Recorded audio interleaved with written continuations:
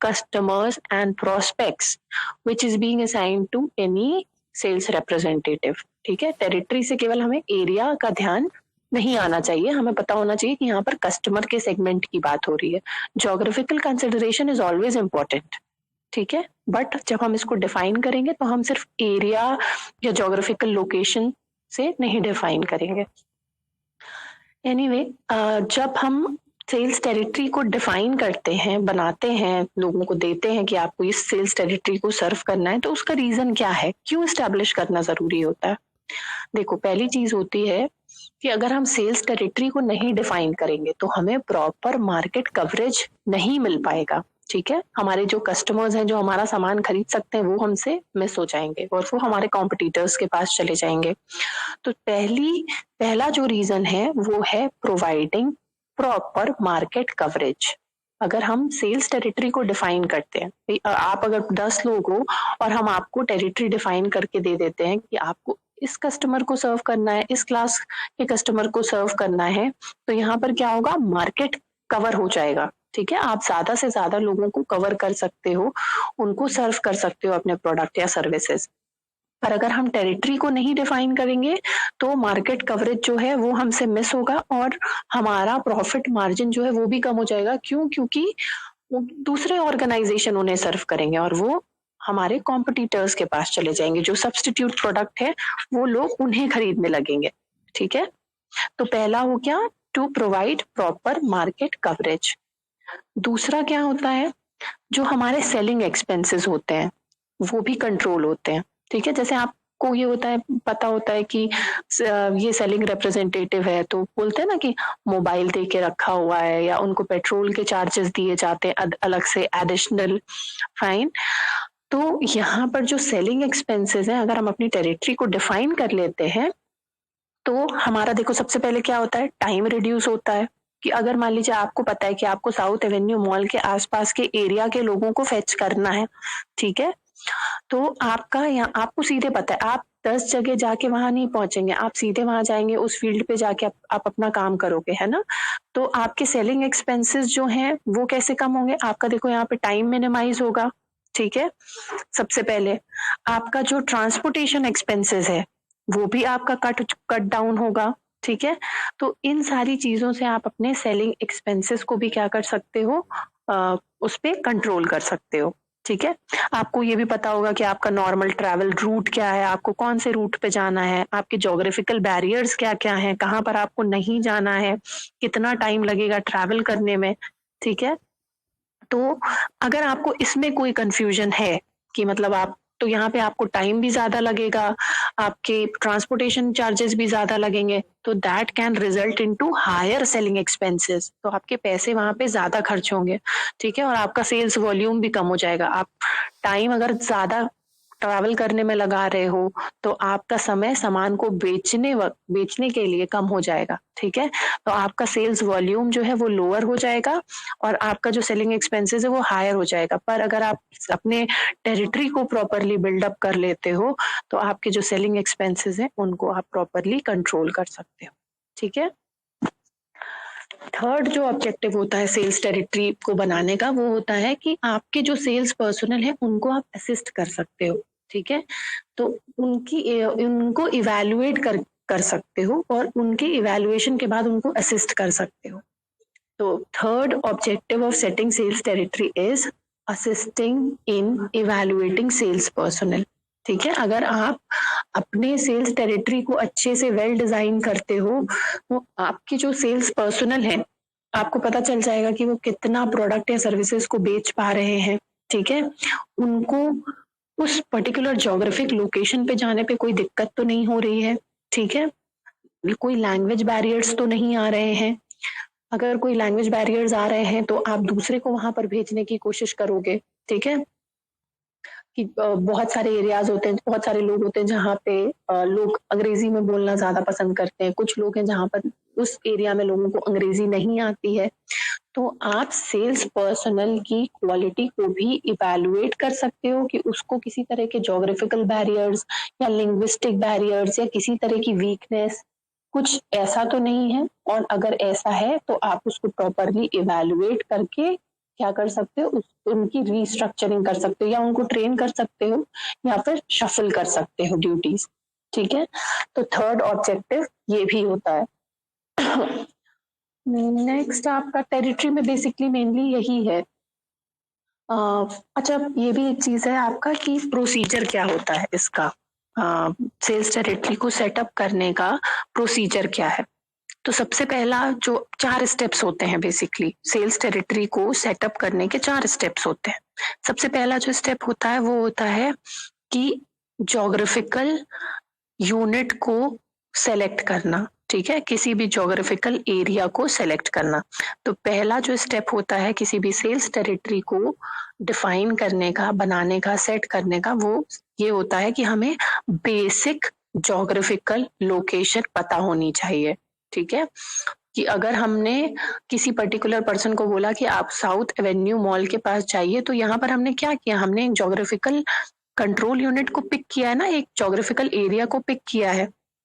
ठीक है, तो वहां के बारे में हमें पता होना चाहिए कि वो जो ये जो सिटी है वहां का ये एरिया क्या है, कैसा है, स्टैटिस्टिकल एरिया कितना है, ट्रेडिंग एरिया कितना है।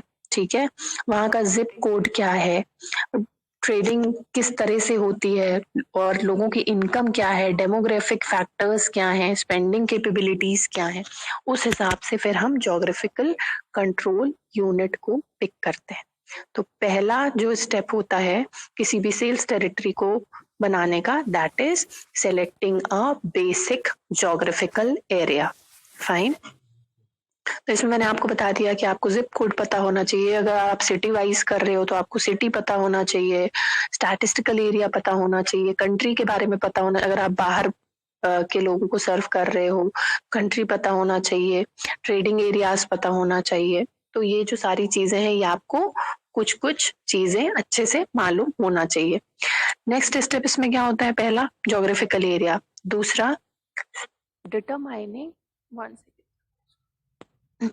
दूसरा जो होता है वो होता है determining sales potential present in each control unit, कि कौन से एरिया में, कौन सी ज्योग्राफिकल लोकेशन में सेल्स पोटेंशियल कितना है। ठीक है, कहाँ पर हमारा जो सामान है वो ज्यादा बिक सकता है, और कौन कौन से ऐसे एरियाज हैं, कौन कौन सी ऐसी लोकेशन है कि हमारा सामान मीडियम रेंज में जा सकता है, एवरेज परफॉर्मेंस दे सकता है। ठीक है, तो हमें हर टेरिटरी के सेल्स पोटेंशियल को भी पता करना बहुत जरूरी होता है। ठीक है, कि हर टेरिटरी में, हर सेंट्रल यूनिट में सेल्स पोटेंशियल कितना है। ठीक है, जैसे मान लीजिए कि इसमें पता किया जाता है बहुत सारी चीजें, बहुत जेंडर रेशियो पता किए जाते हैं, एडल्ट के रेशियो पता किए जाते हैं, कि अगर मान लीजिए कोई ऐसे प्रोडक्ट हैं जो कि एडल्ट्स यूज करते हैं, कोई ऐसे प्रोडक्ट हैं तो फीमेल्स यूज कर रही हैं, कोई ऐसे प्रोडक्ट्स हैं कि मेल यूज कर रहे हैं। ठीक है, तो वहां का हमें जेंडर रेशियो भी पता करना होता है, तो उससे हमें क्या पता चल जाता है, सेल्स पोटेंशियल पता चल जाता है। कोई ऐसा अगर सामान है जो कि फीमेल सेंट्रिक है तो उसको हम मेल सेंट्रिक जगह तो जाके नहीं बेच सकते हैं, तो वहां का अगर हम ऐसा सामान कहीं भी जाके बेचने लग जाएंगे तो हमारा जो सेल्स पोटेंशियल है वो कम हो जाएगा, उसको हम पता नहीं लगा पाएंगे, कोई उसका फायदा नहीं है। तो हमें सेल्स पोटेंशियल को भी पता करना बहुत ज्यादा जरूरी होता है। तो हम मार्केट को आइडेंटिफाई करते हैं। ठीक है, मार्केट आइडेंटिफिकेशन बहुत ज्यादा जरूरी होता है, ज्योग्राफिकल मार्केट सेगमेंट जरूरी होती है, कस्टमर की क्लास को हम पता करते हैं, और उसके अकॉर्डिंग हम क्या करते हैं, सेल्स पोटेंशियल को सेट कर लेते हैं। ठीक है, कि यहाँ इस एरिया में सेल्स पोटेंशियल ज्यादा है, इस एरिया में सेल्स पोटेंशियल कम है। ठीक है, जैसे बोलते हैं ना हम लोग कि ये मास मार्केट है, कोई कोई आप मॉल देखो जहाँ पे बहुत भीड़ आती है, तो वहां पे मतलब मास के लिए, भीड़ के लिए सामान मिल रहा है। कुछ कुछ ऐसे बहुत ऐसे मॉल रहते हैं जहाँ पे, जैसे एक लूलू मॉल की चेन है, तो वहां पे सिर्फ क्या होता है कि केवल बहुत एक्सपेंसिव, बहुत लग्जरी ब्रांड्स रहते हैं। जैसे फीनिक्स मुंबई है तो वहां पे केवल लग्जरी ब्रांड्स रहते हैं। तो सबको पता होता है कि वहां का सेल्स पोटेंशियल क्या होगा, नॉर्मल जगह की सेल्स पोटेंशियल क्या होगा। ठीक है, तो सेल्स पोटेंशियल को डिफाइन करने के लिए मार्केट को आइडेंटिफाई करना बहुत ज्यादा जरूरी होता है।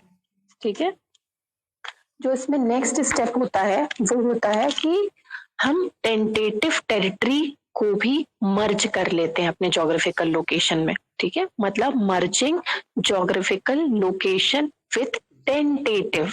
टेंटेटिव मतलब जिसकी संभावना हो, तो हम जोग्राफिकल लोकेशन जो हमारी डिसाइडेड है उसके साथ हम टेंटेटिव टेरिटरी को भी मर्ज करने की कोशिश करते हैं। मान लीजिए मैंने आपको बोला कि आप साउथ एवेन्यू मॉल के पास के एरिया को फेच करिए, वहां जाइए, वहां पे लोगों को प्रोडक्ट या सर्विसेज को बेचिए, तो उसके अगर आसपास हमें लगेगा कि कोई भी टेंटेटिव सेल्स टेरिटरी है, उसके जस्ट बगल का कोई एरिया है जहां पर लोग उस सामान को, उस प्रोडक्ट या सर्विसेज को खरीद सकते हैं, तो हम यहाँ पर क्या कर सकते हैं, हम दोनों ही यूनिट को कंबाइन कर सकते हैं। साउथ एवेन्यू मॉल के पास जो आपको यूनिट दी गई है, एरिया दिया गया है, उसको हम अगल बगल भी एरिया के साथ क्या कर सकते हैं, कंबाइन कर सकते हैं, ठीक है। तो इस तरह के अरेंजमेंट्स भी बनाए जाते हैं सेल्स टेरिटरी को एक्सटेंड करने के लिए, एक्सपैंड करने के लिए।